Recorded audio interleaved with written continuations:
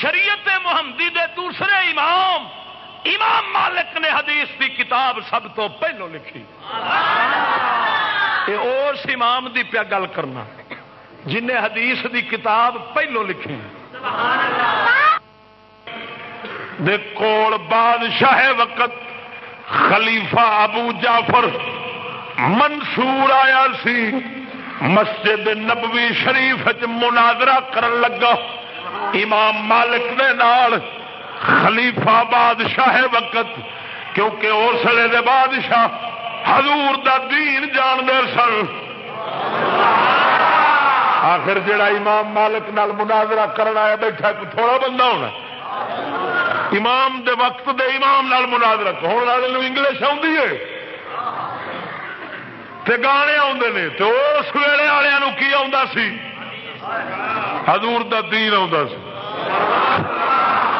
مناظرہ کرنا آیا امام مالک رحمت اللہ علیہ نے فرمایا آواز ہولی کر. حضور دی بارگاہ وچ بیٹھا مسجد نبوی نال روضہ پاک کے تانوں پتہ نہیں جی حضور سرکار سامنے سن جی ادب اسلے ہے سی ایویں ہن کرنا پینا. ہولی بول بادشاہ ہولی ہو گیا. آخر مناظرے تو بعد عرض کردا وے امام جی دسو صحیح میں دعا منگنی ہے کہڑے پاسے رخ کرا قبلے ول کرا یا روضہ رسول اللہ ول کرا. سوال پیا کردا ہے بادشاہ. آخو نا سبحان اللہ. تو سوال ہو رہا ہے میں دعا منگنی ہے تو رخ کیڑے پاسے کرا قبلے ول کرا یا تو امام جواب دیندا سنا دیا. آوے کتاب سامنے پئی صحیح سند دے نال امام مالک نے جواب دیتا اے ابو جعفر تیرا تیرے باپ آدم دا وسیلہ کعبۃ اللہ نہیں اے روضے والا محبوب بنیا.